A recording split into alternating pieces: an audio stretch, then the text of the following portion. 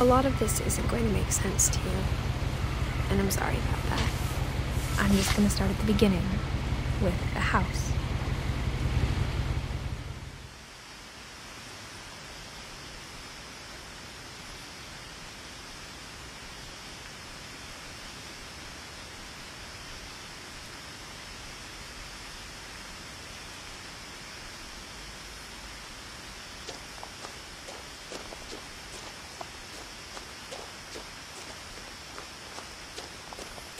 I lived here until I was 11, but I wasn't allowed inside half the rooms.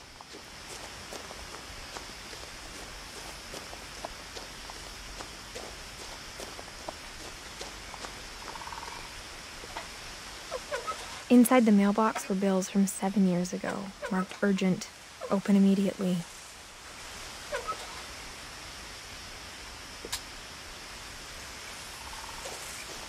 I hadn't been back since my brother Lewis's funeral.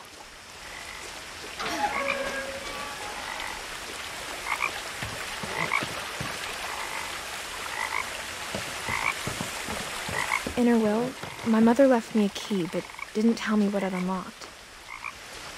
Maybe she thought I'd know, or she thought that the mystery would be enough to bring me back.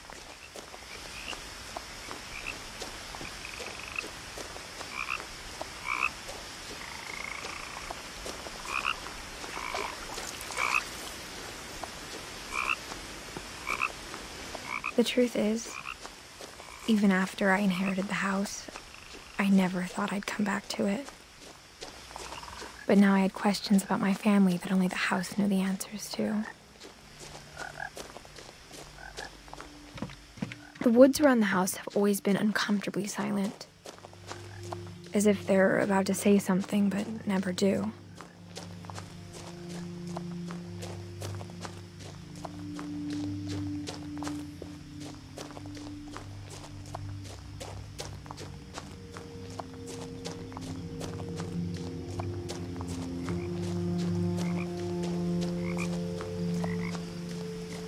The house was exactly like I remembered it, the way I'd been dreaming about it.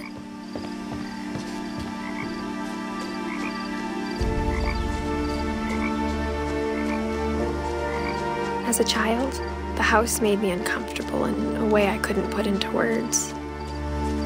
Now, as a 17-year-old, I knew exactly what those words were. I was afraid of the house.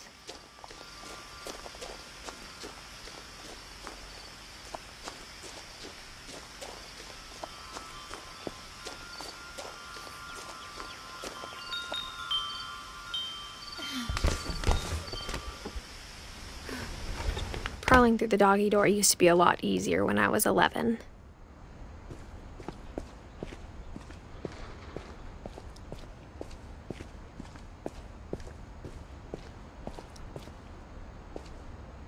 The power had been turned off the night we left. For the first time in years,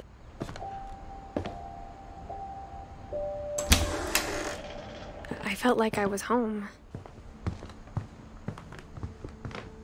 But instead of a family, there were just memories of one.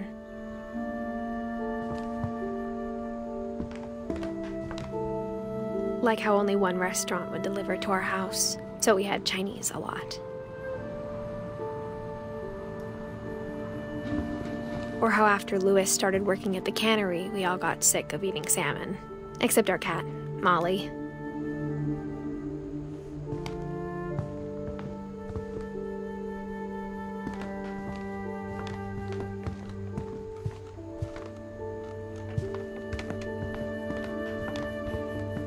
Nothing in the house looked abnormal. There was just too much of it, like a smile with too many teeth. A lot of things got left behind in the whirlwind of that last night.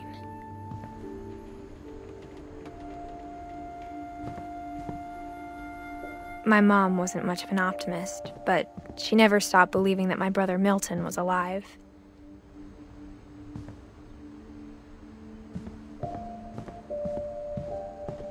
A music box for Barbara, along with the rest of the house.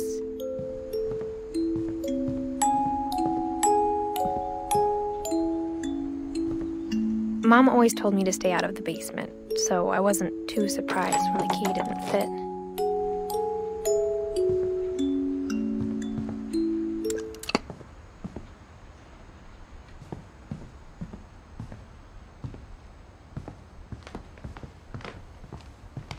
Even the fireplace had a story. Edie told me the bricks came from the original house, after it sank.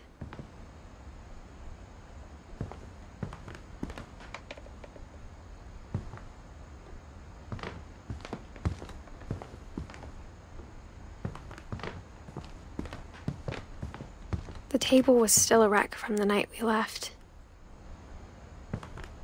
It was like a bomb had gone off, killing everyone but sparing the furniture.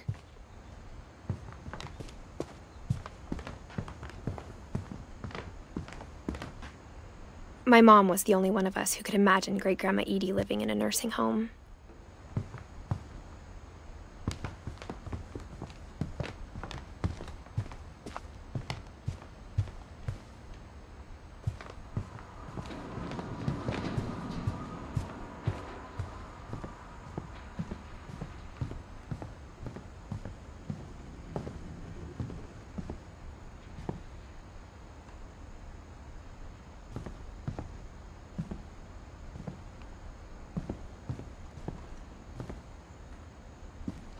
After Milton disappeared, Mom sealed up all the bedrooms.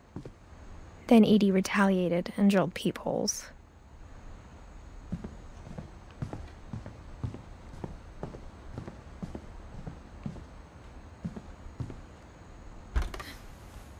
My Grandpa Sam spent 7 years sharing a room with his dead brother, Calvin.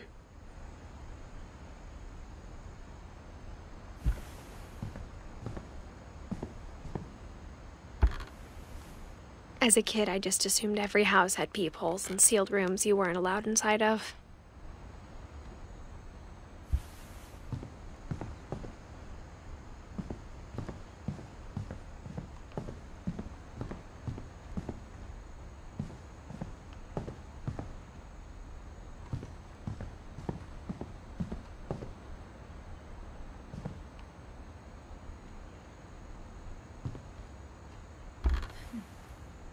Molly always seemed like a girl I could imagine being friends with, if she hadn't died in 1947.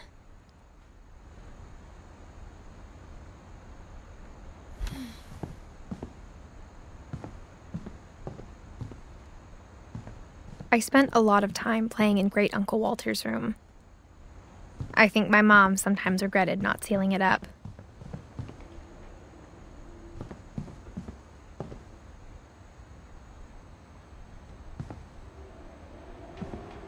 Lewis told me there were secret passages, but I never believed him.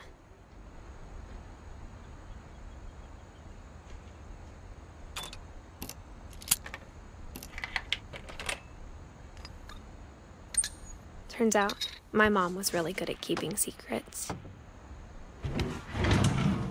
Now it was time to find out what my mom had been afraid of.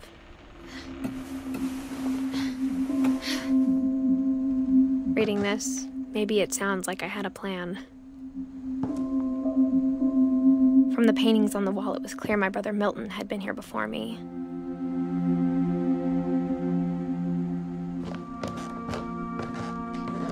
But I had no idea what was behind that door.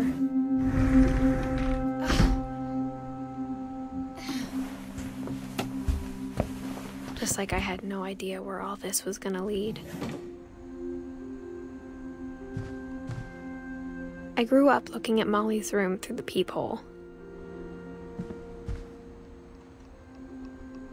Molly's gerbil had a tiny bedroom with its own even tinier gerbil cage.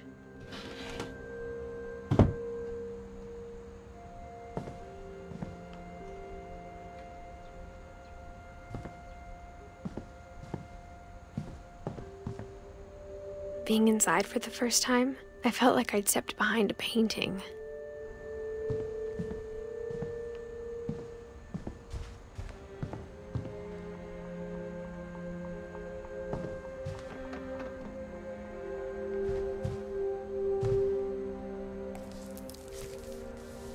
December 13th, 1947. Dear Diary, I'll be gone soon, but I wanted to tell somebody about what's gonna happen. It started when Mom sent me to bed without dinner. I woke up and I was starving, so I looked around for something to eat. The gerbil food was dry, but I didn't mind it.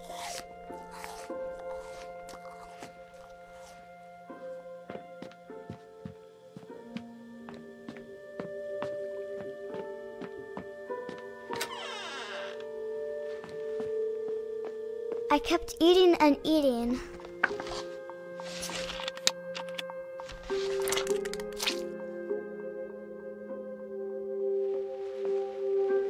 I ate a lot of things that night.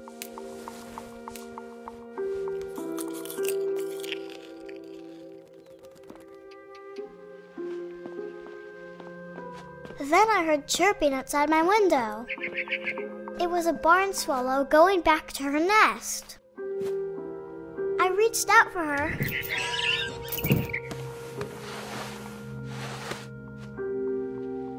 And suddenly, I was a cat.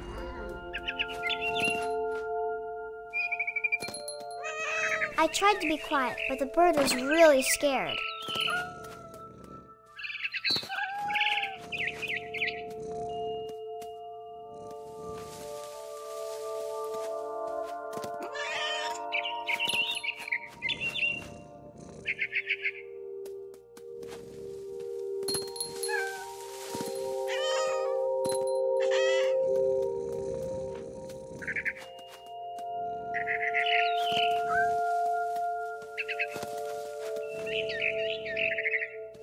I jumped and I almost got her.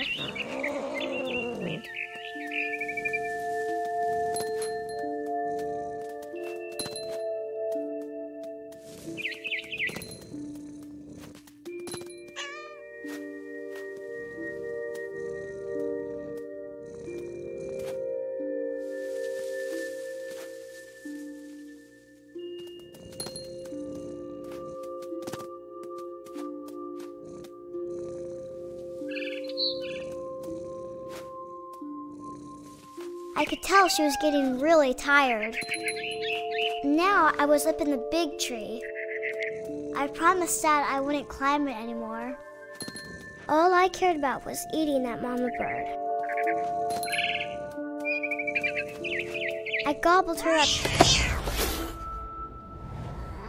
And suddenly, I was an owl. First, all I heard was the wind. Then I heard little teeth nibbling in the grass.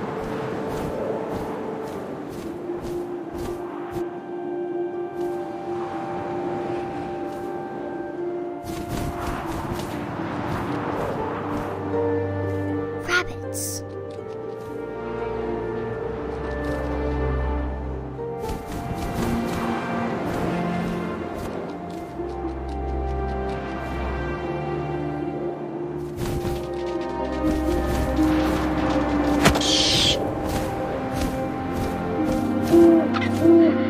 His face looking up and seeing mine through my talons. I swallowed him up, and I didn't chew one bit. Then I flew off to find something bigger.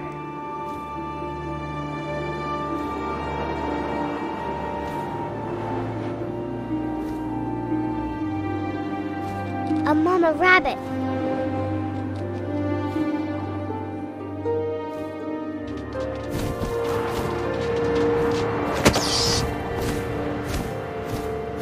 She was almost too big to carry. I started choking, but I couldn't stop eating. And suddenly, I was a shark.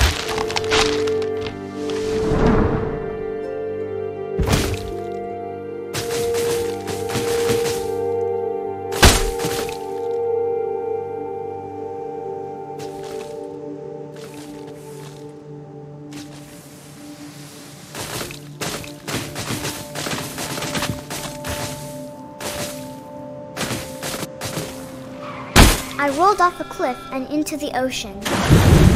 Now, I was hungrier than ever.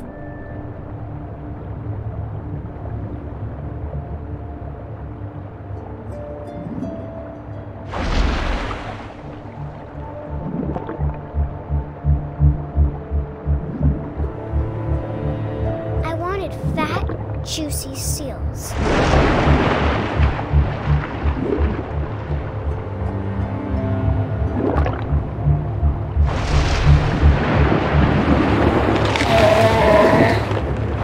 tore off my flipper, and it tasted really good.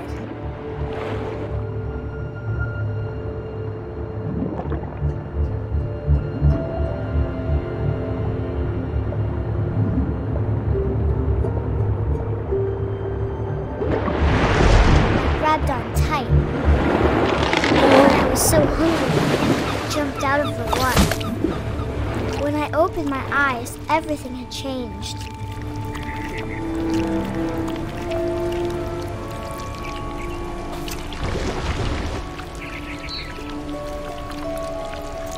Now I was a monster, and I smelled people everywhere.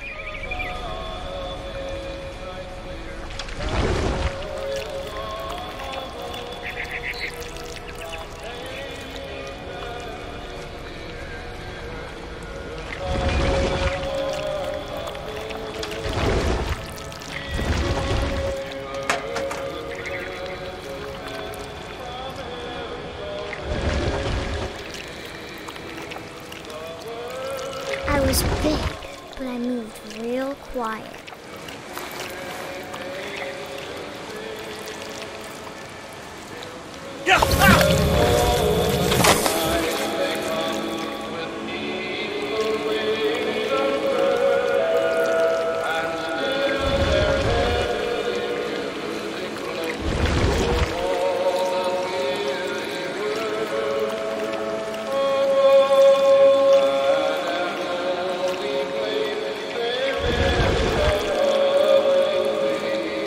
I wanted to stop, but also I didn't.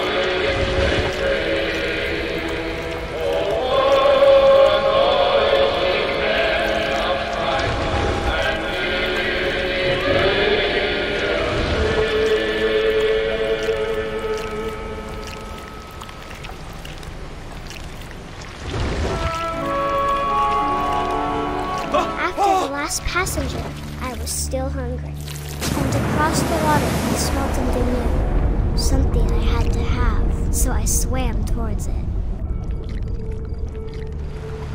I slithered onto the sand, and the good smell went into an old pipe.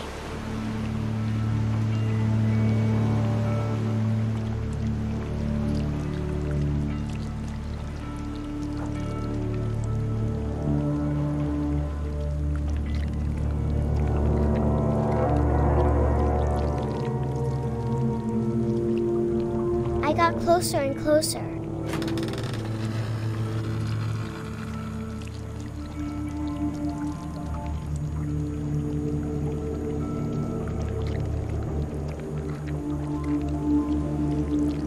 All my stomach started growling.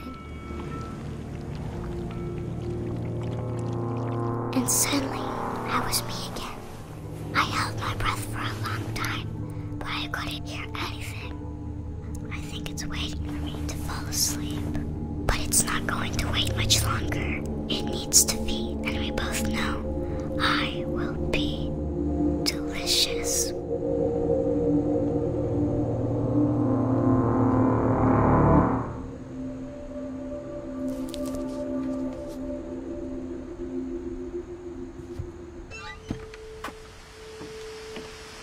This will be obvious later, but Sven was killed by a dragon. She could also have said he was building a dragon-shaped slide that collapsed. She could have, but she didn't.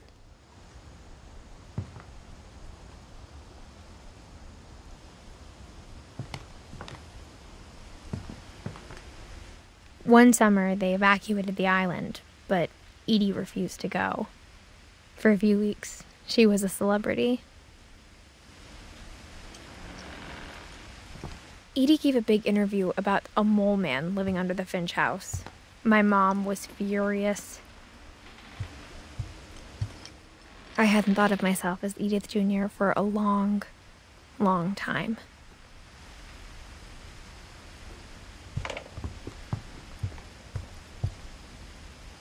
Louis died a week before we left, but Edie had already started to memorialize him.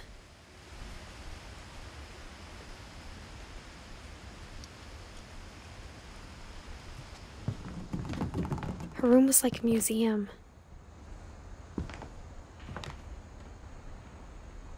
Cemetery. His daughter Edie is already dreaming of a new Finch house.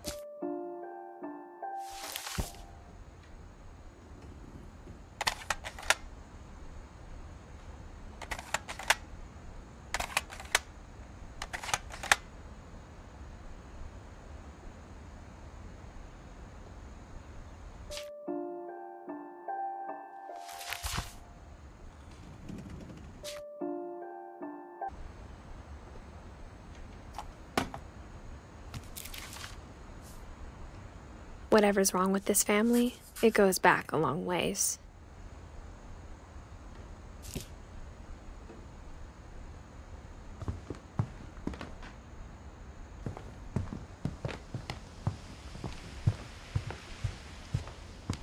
Even in her 90s, sometimes Edie seemed a lot younger than my mother.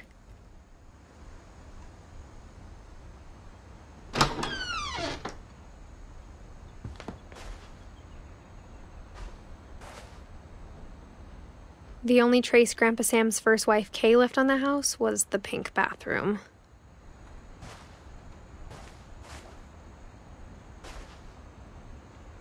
It was a pretty big trace.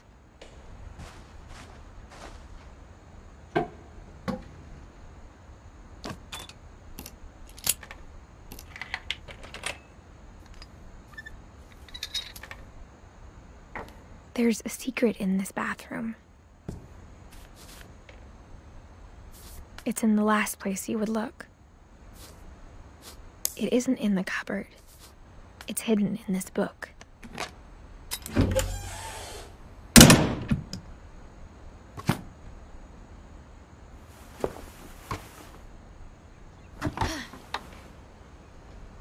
Sven gave Sam an old camera he'd refurbished. He never put it down.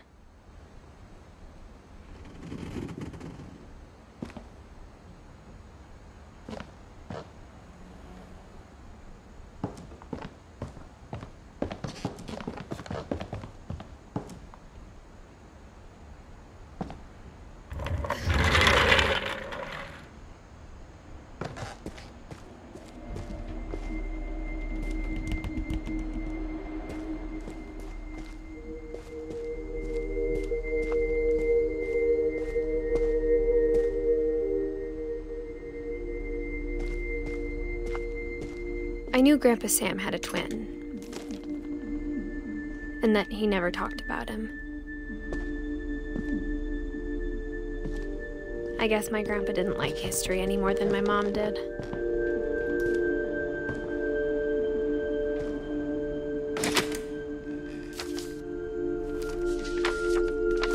How I Want to Remember My Brother by Sam Finch. The thing I remember is that when he made up his mind, that was it. My brother said he'd die before he ate another mushroom, and he did. At Barbara's funeral, we swore we'd never be afraid again, and he wasn't. I think Calvin always wanted to fly.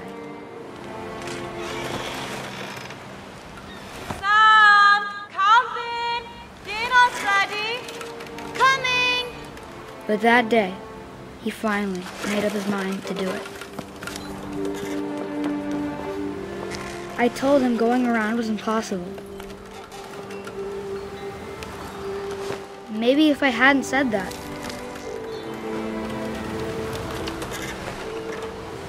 Alvin, I'm not gonna tell you again. Maybe if the wind hadn't picked up. Then maybe he'd still be here. But I doubt it. I think he'd already made up his mind. That's what I want to remember about my brother.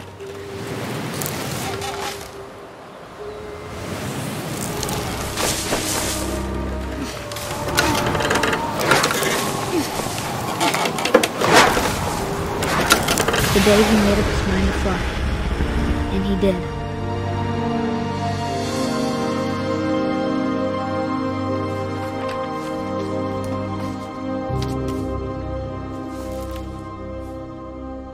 Calvin's story felt strangely familiar.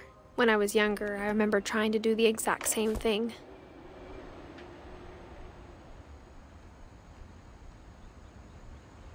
After the funeral, Edie roped off Calvin's half of the room.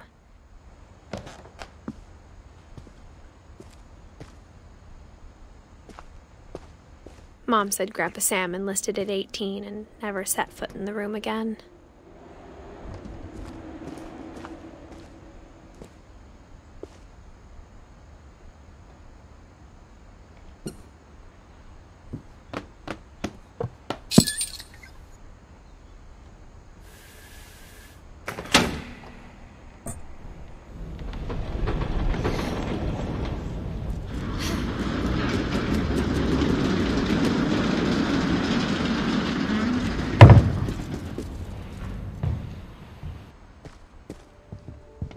The passages were a pretty tight fit. They'd obviously been built for smaller hands and bellies.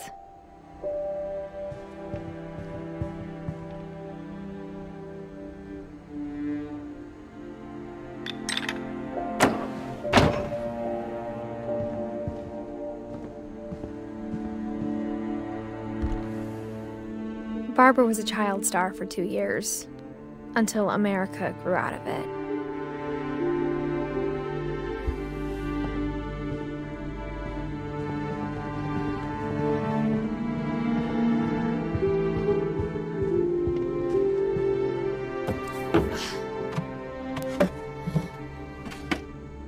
Growing up, I always thought of Barbara as a child star. I never thought about how hard it must have been for her afterwards.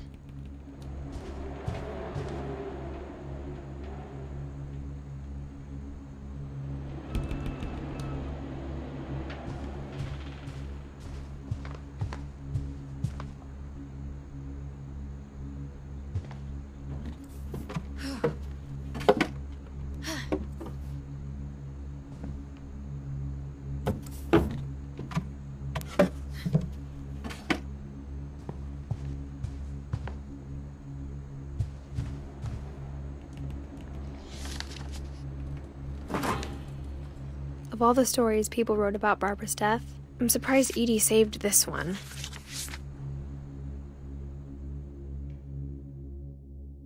Old Jack here with another ghastly tale inspired by America's most unfortunate family. I'm calling it The Surprise Ending of Barbara Finch. As a child star, Barbara was famous for her scream. Now at 16, she was all washed up, a has-been. But in a lucky break, she'd been asked to perform her signature scream at a local convention for monster movie fans. It was just the boost her career needed. Unfortunately, her scream hadn't aged well. Getting better. I think you just need the right motivation. Her biggest fan and current boyfriend, Rick, was about to demonstrate when... Now that was a great scream. It was Barbara's father, Sven. He'd slipped into a table saw and had to be rushed to the emergency room. So Barbara got stuck babysitting her youngest brother, Walter. Her convention comeback was cancelled.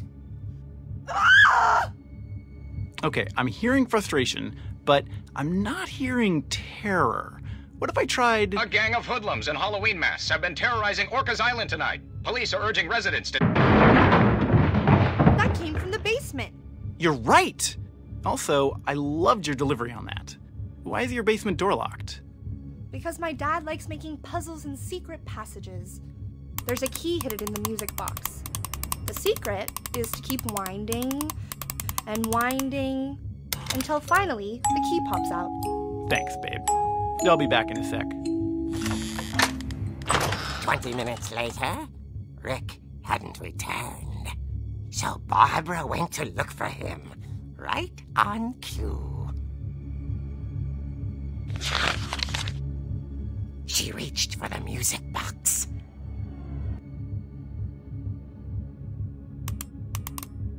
And as she wound the key, she listened for Rick, but the house was silent.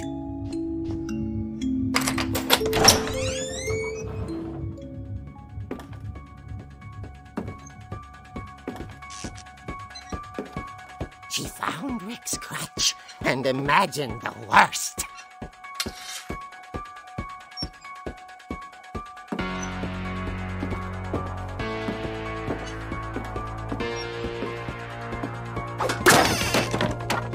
The gang's leader is the infamous Hookman killer, Dr. Carl Hamill, who impaled and then ate his family 10 years ago tonight.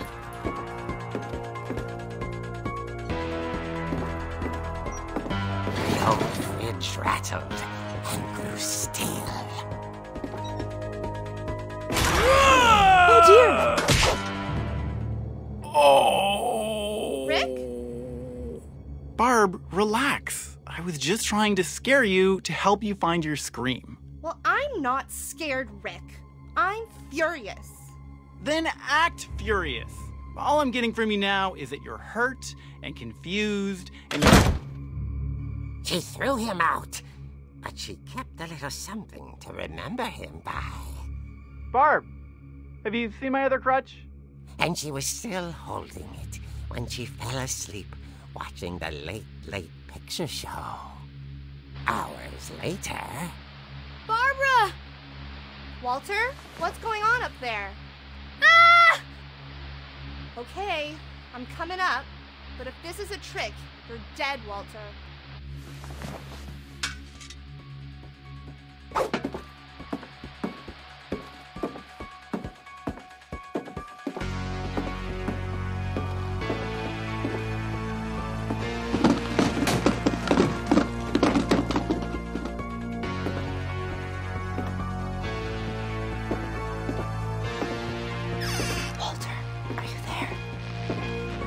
Walter had vanished, but his bedside radio was still on. Orcas Island police describe the man as 6 feet tall, with a steel hook for a hand. Residents are urged to lock all doors and windows and notify the police of any suspicious activity. Barbara turned, saw the hook man, and was speechless. He was quite smashing.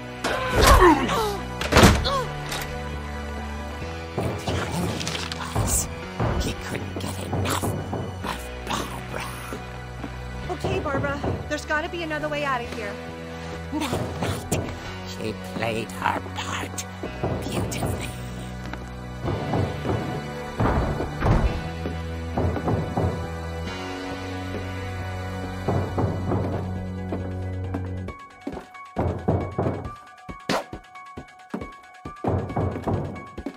Molly's door hadn't been opened in years. The hinges groaned.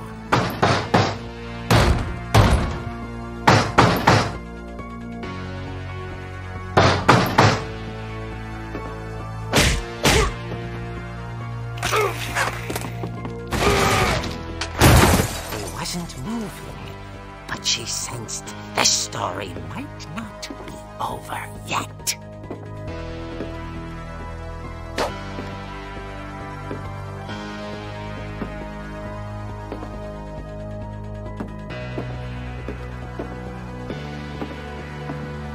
The bookman had vanished. She listened for his breathing, but all she heard was...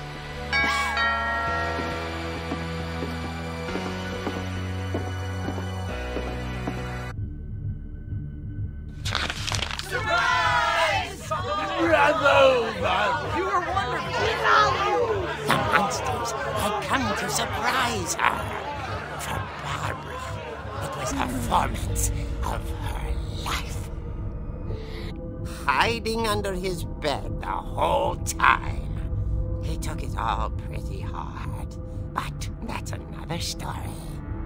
As for Barbara...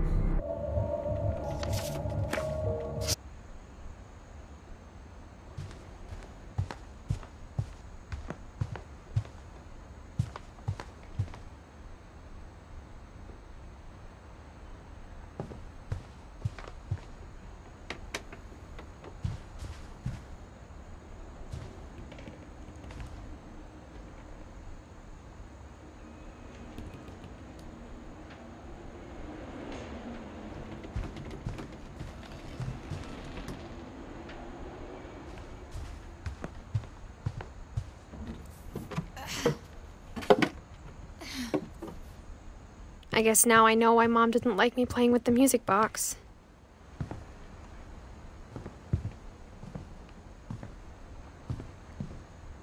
Whenever people ask me about my family, the first thing they always want to know about is Barbara.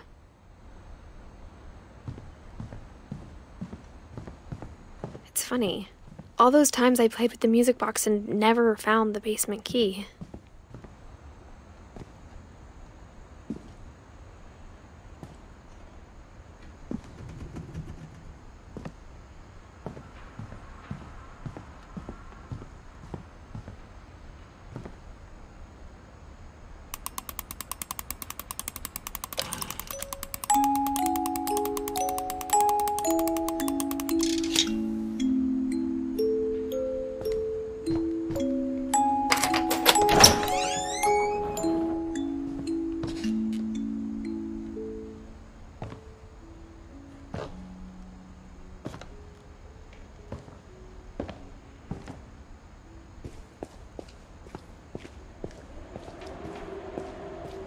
Mom said the basement was off limits, unless I wanted another tetanus shot.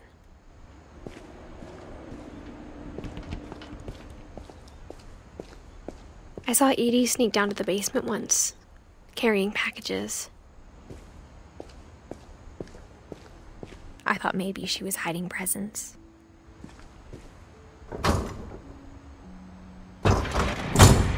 It turned out she was hiding a lot more than that.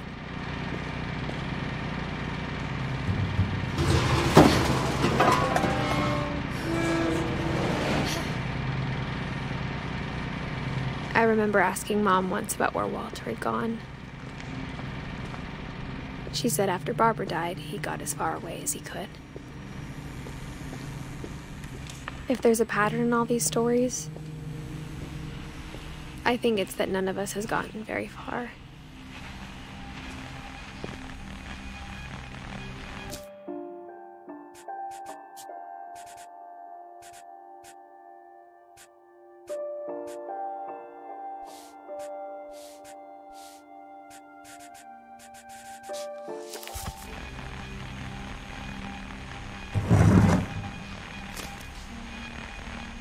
Goodbye, everyone.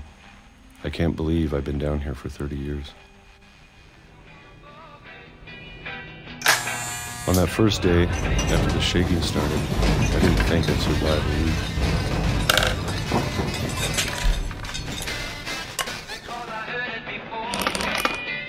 But after a few days, I settled into a routine. That's what kept me sane. Having a schedule, living for today. I always expected to be dead tomorrow. But if you wait long enough, you get used to anything.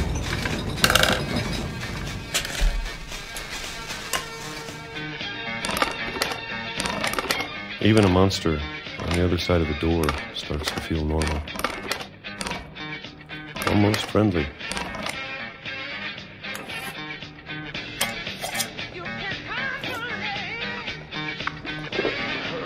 And then one day, everything just stopped. Whatever that thing was, it was gone. Maybe it got tired of waiting. Or maybe I just got tired of being afraid.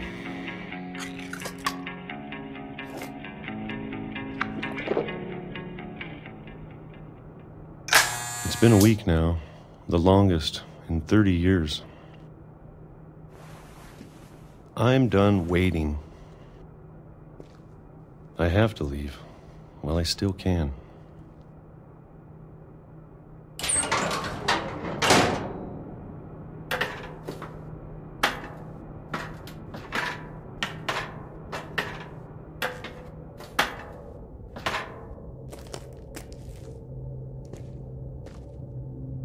I know it's out there somewhere. Whatever killed Barbara and Molly and Calvin. Maybe this is all a mistake. But I need to stop living the same day, even if it kills me.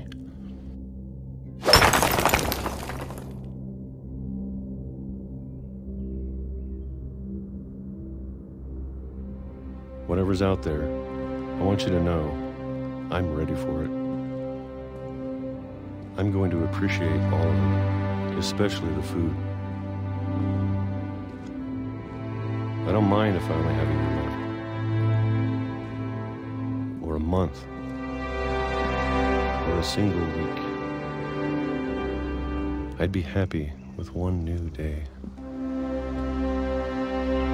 I can already imagine the sun on my face.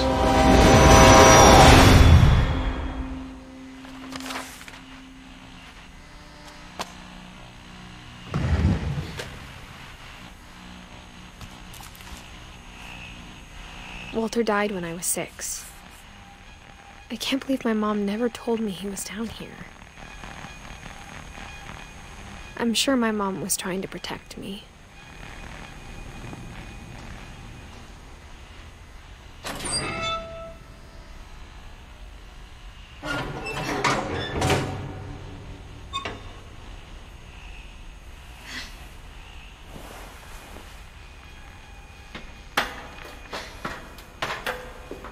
Maybe she was afraid I'd end up like Walter. But if she never told me about an uncle under the house, I can only imagine what else she was hiding. I don't want to make the same mistakes she made. Trying to bury something that's still alive.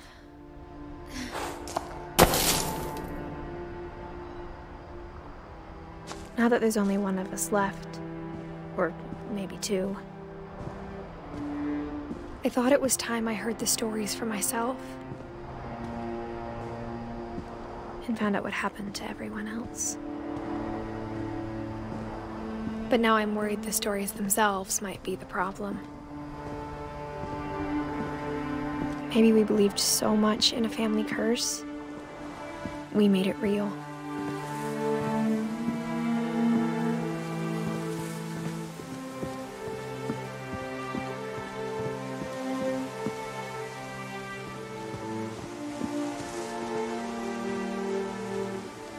don't know if I should even be writing this.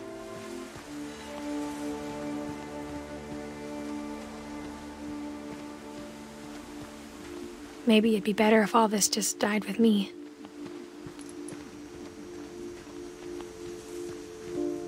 But I thought you should know about your family.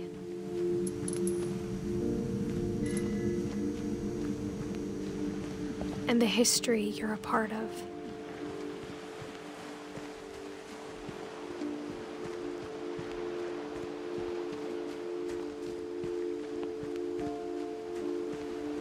Though to be honest, I feel as lost as you probably do right now.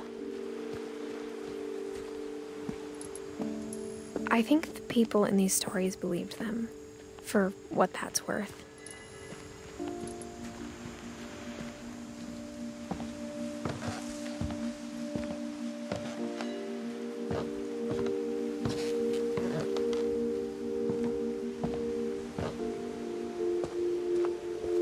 And when you look at the house, that history of imagination and stubbornness and madness, any of it seems possible.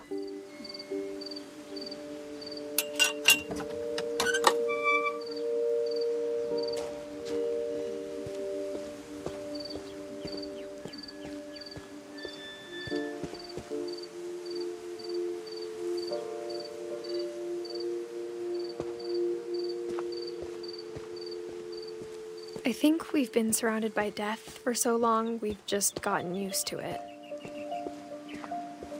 What kind of family finishes building a cemetery before starting the house?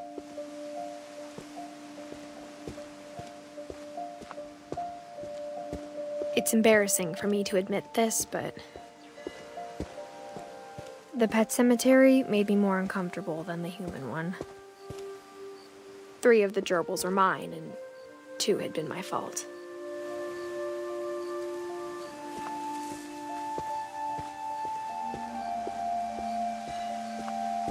Sven built the house, but it was Edie who designed the cemetery.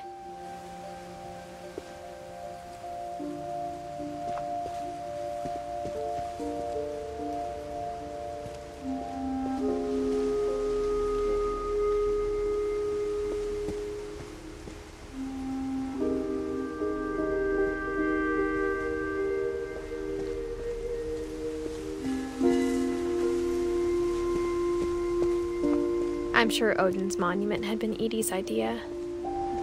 My mom was always trying to move on, but for Edie, the past never went away.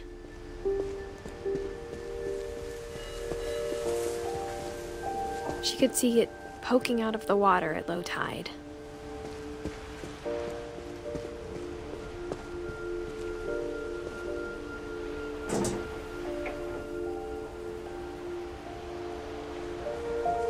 Edie said she dreamed about the old house every night.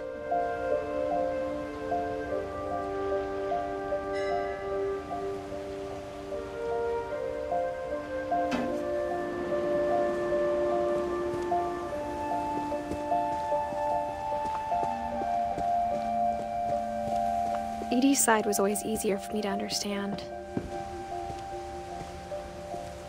But the older I get, the more I can see where my mom was coming from. Her dad had been pretty strict, but it wasn't enough to save her brothers. She was just trying to do better.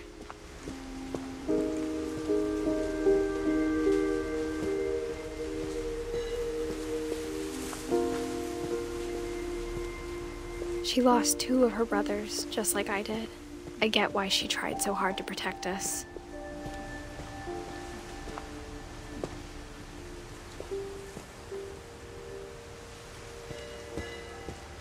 We never found Milton's body, so my mom insisted we were putting up a monument, not a tombstone.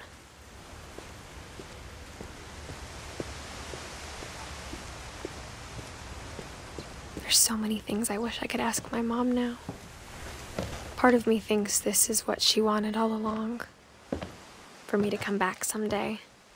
And now, I never would have come when I was 22 weeks pregnant.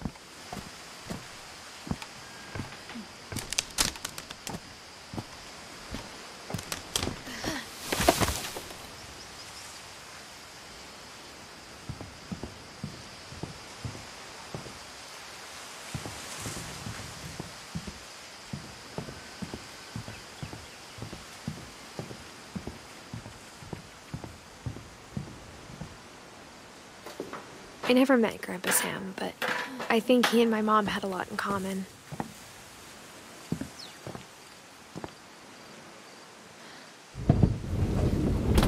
They were both pretty intense.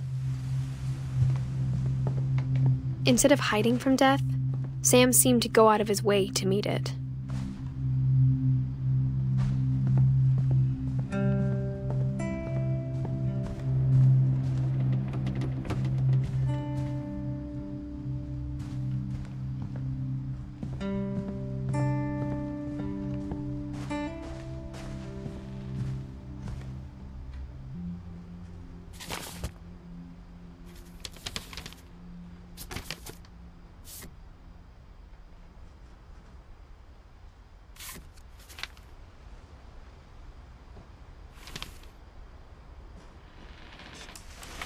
Dawn, I promise, you'll never forget this weekend. Yes, sir. These memories are gonna last a lifetime. Perfect. Am I gonna have to shoot anything? It's gonna rain the whole weekend, isn't it?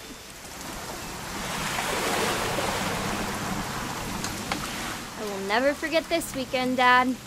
That's the spirit. Okay, got it. I'm gonna take some pictures, okay? Just be careful. That camera's older than you are.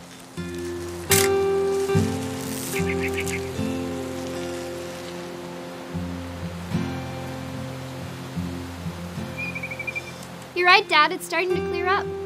Still freezing, though.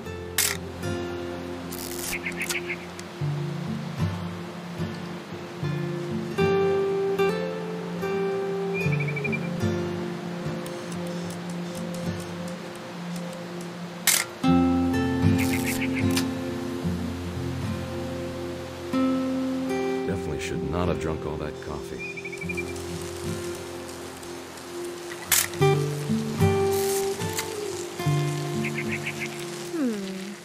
Hold still while I take... Hey! That's a keeper. I'm just saying, I'm not always gonna be here, Dawn. You'll need to remember this stuff, if you want to survive. I'll be fine, Dad. You know who else thought he was gonna be fine? Some guy who died. Dawn, I'm being serious. I know, Dad. You're always serious. Doesn't being out here make you want to chill out? To tell you the truth, I haven't been out here in 20 years.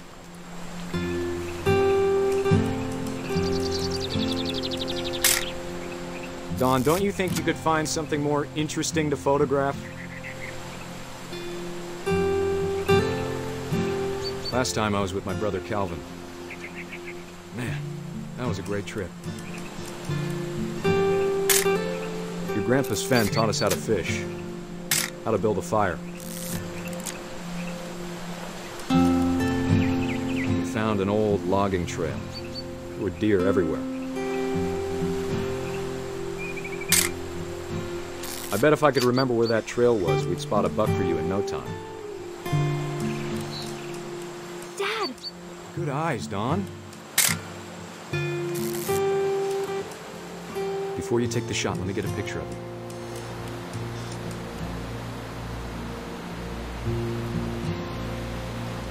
Dad, I... Just breathe. Turn up. Let me get behind you. Do I have to do this? Dawn, you don't have to do anything. But if you want to survive, you need to be strong. Great shot, Dawn!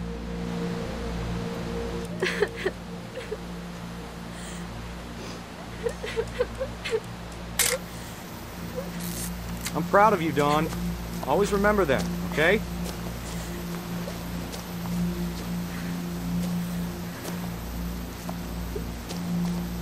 Dad, it's twitching.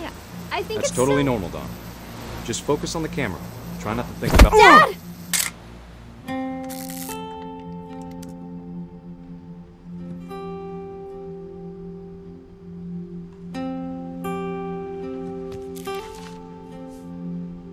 Of all these stories, that's the one I wish most that my mom had told me.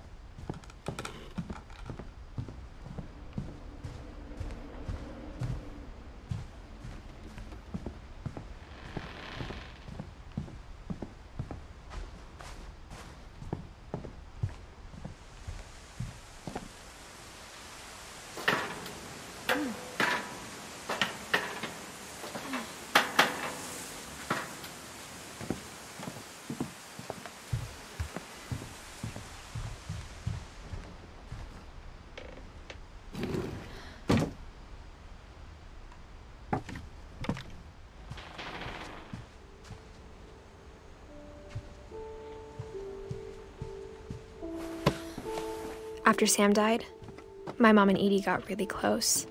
They'd both lost a lot.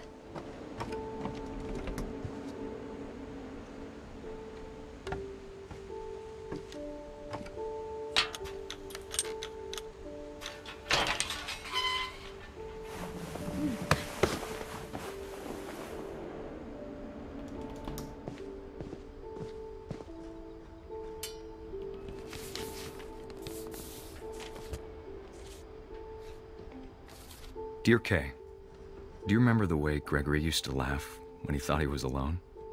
Like something funny was happening, but only he could see it.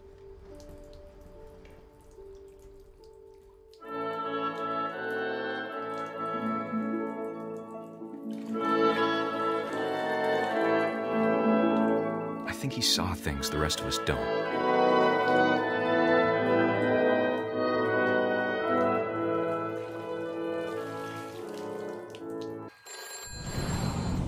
Hello? Sam, I told you I don't want to talk right now. I wonder what he saw.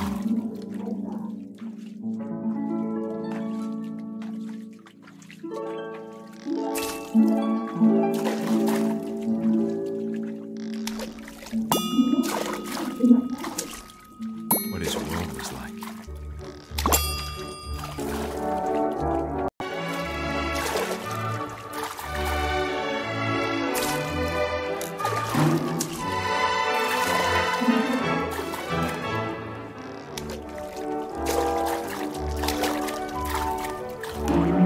I know how silly it sounds.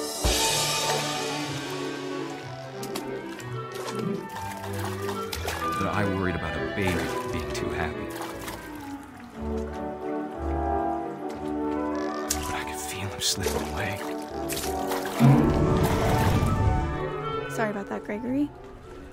I know you did everything you could. Maybe if I hadn't called that night.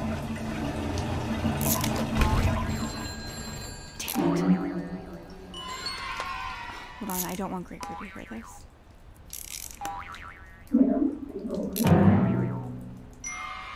I wish he could have told us about the world he saw.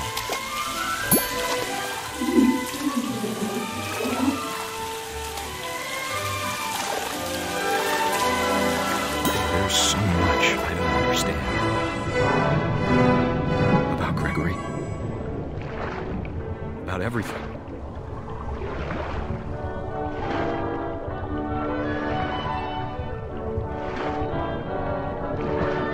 But I know what happened wasn't your fault.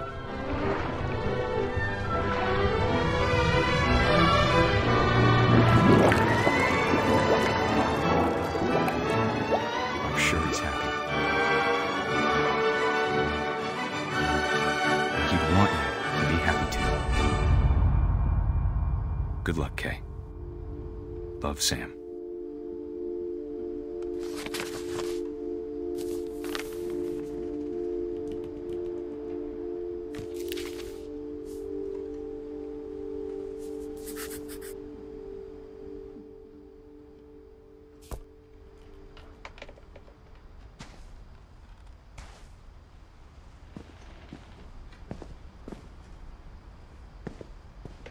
I can't imagine my mom ever writing poetry, and yet...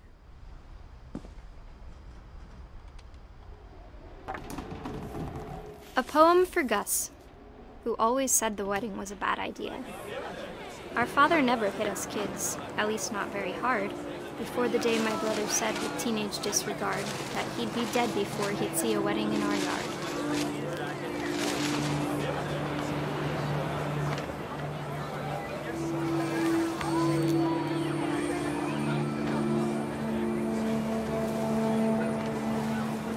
My father made him come, of course, but Gus stood far apart, just flew his kite and bottled up the storm inside his heart.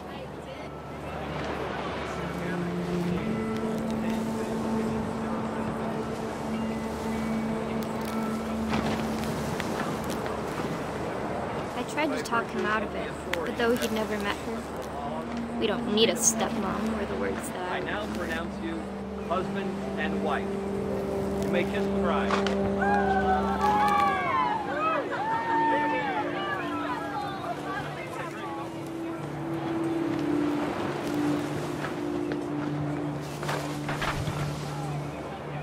When the time for photos came, Dad ordered him to come here. But Gus declined, and as a sign held up his middle finger.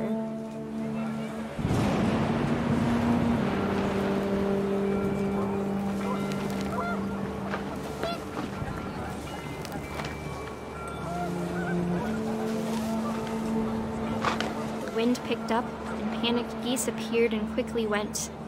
But all the humans did that day was go inside the tent.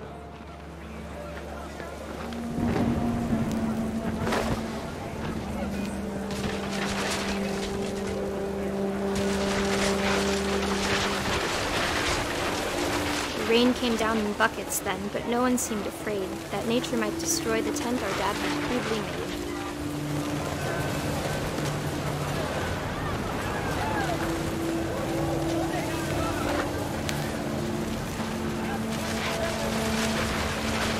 The thunder sounded much too close and full of angry power, but all my father could.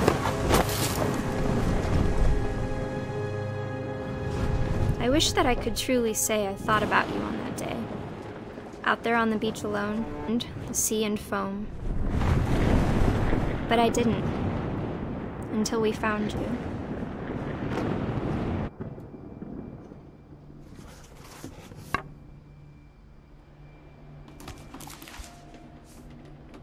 She never talked about him, but Mom told me once if I was a boy, they were going to name me Gus.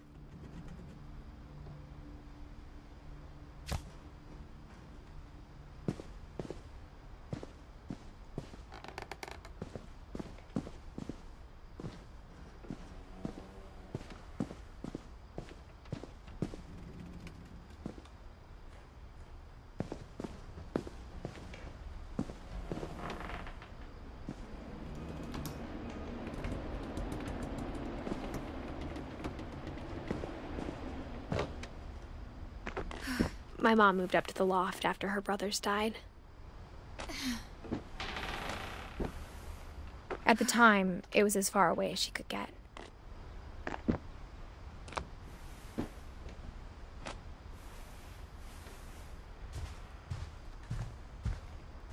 She spent a summer building houses in Calcutta, where she met my dad, Sanjay.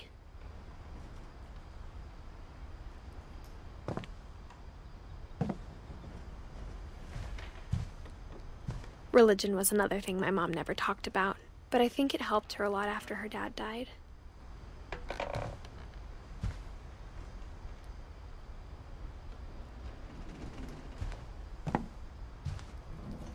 My mom moved to India a week after graduation and got a job teaching English.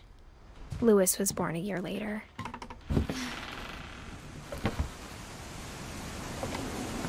When my dad died, I don't think Mom knew where else to go. I'm sure Edie was happy to have her back. The house had to get a little bigger, but Edie was used to that.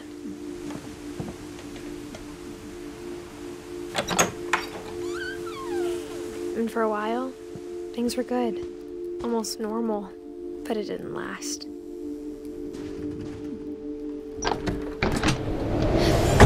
The beginning of the end was Milton's 10th birthday, when Edie gave him a castle.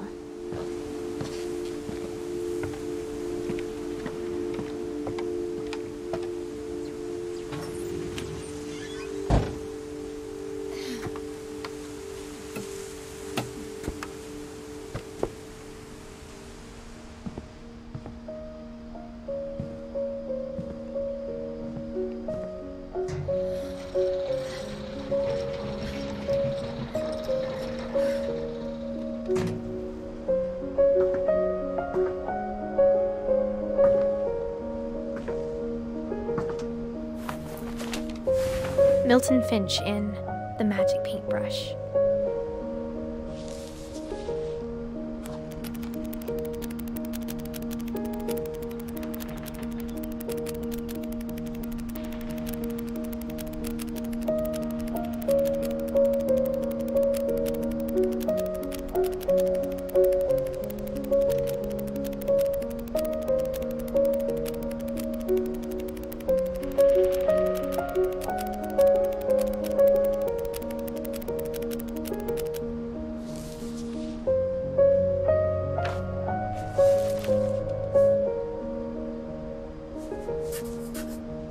I was 4 when Milton disappeared.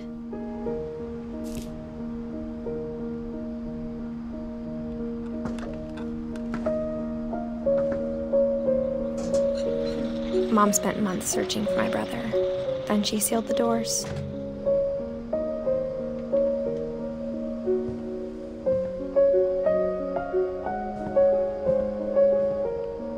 Whatever Milton had found in the house, Mom didn't want it getting out.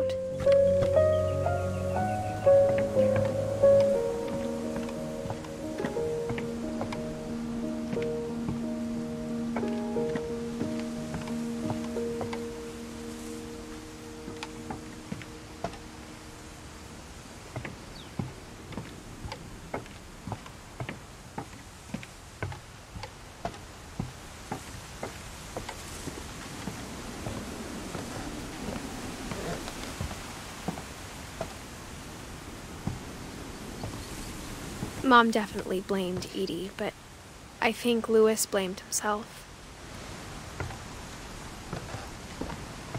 After he graduated, he just spent more and more time in his room, until Mom got him a job at the cannery.